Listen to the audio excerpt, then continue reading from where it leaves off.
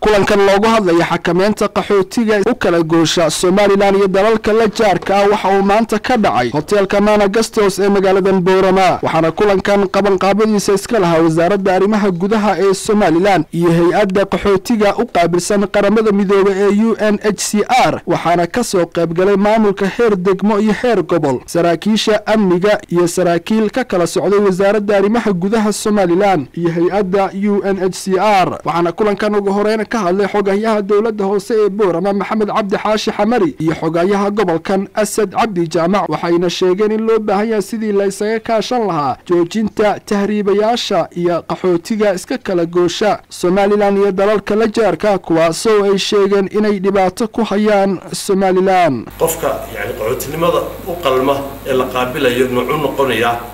maxaa loo eegayaa xagga la dejinayaa maxaa lagu nooleynaya yaasa siinaya waxyaabo muhiimsan la isweydiinaya hadduusan yani soo galaynin maaragta shuruucda ama siyaasadda qeexan qaxootinimada loo aqoonsanayo maxaa laga yeelaya taliyaha qaybta booliska ee gobolkan Axmed Xasan Cabdiraxmaan iyo gudoomiye ku-xigeenka gobolkan Cabdiraxmaan Nuur Sugaal ayaa iyaguna waxay hadalo ka jeediyeen kulankan intii uu socday waxayna ka warameen gobolka Nowdal dhibaatada ay ku hayaan dadkaasi qaxootiga iskaga kala goosha dalalka dariska la Somaliland warkooda hadalay dawladda hoose iyo gudubkan in aan halka macaan Greece u guuro baran control wadada oo ka soo galaysa waxa ka soo galaya in aan out wixii baxaya iyo wixii soconaya in loo control waa waxyaabaha dib ku hameeyeen in aan isla gaadhaan laakiin guriga la meesha laga dhisay kuma haboona in checkpoint laga dhigo control oo loo control qaxootiga soo galaya iyo waxa soconaya waxay u baahan tahay in sideed adigu loo jiro ilaa 800 mitir xadka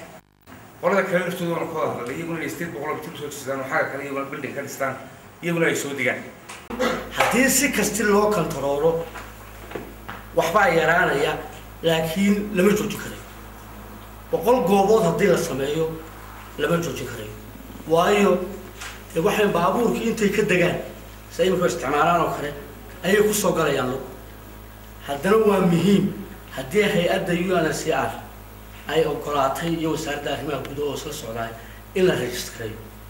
waa soo dhaweynaa runtii saraakiil ka kala socday UNHCR ayaa waxay kulankan gabagabadiisii mas'uuliyiintan ugu warameen howlgalkan lagu joojinayo tahriibayaasha iyo qaxootiga isaga kala goosha Somaliland iyo dalalka la dariska ah inaanu diin sharaxno hay'adda UNHCR waxa ay wadanka u joogtay iyo waxay u qabatay iyo waxa imanka qabanayso iyo inaanu diin sharaxno siyaasadii guud ee dawladdu kala hayd qaxootigan oo ay wasaaradda arrimaha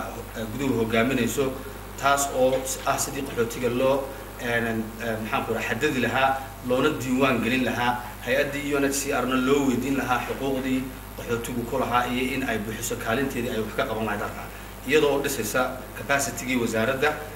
kana caawinaysa sidii dadka loo diiwaan gelin lahaa loona ogaan lahaa lambarkan qaxootiga ah ee jooga wadanka xadadkeedana dawladdu u sameyn lahayd bal sidii xuduudaha iyo magaranaysaa meelahan ay ka soo galayaan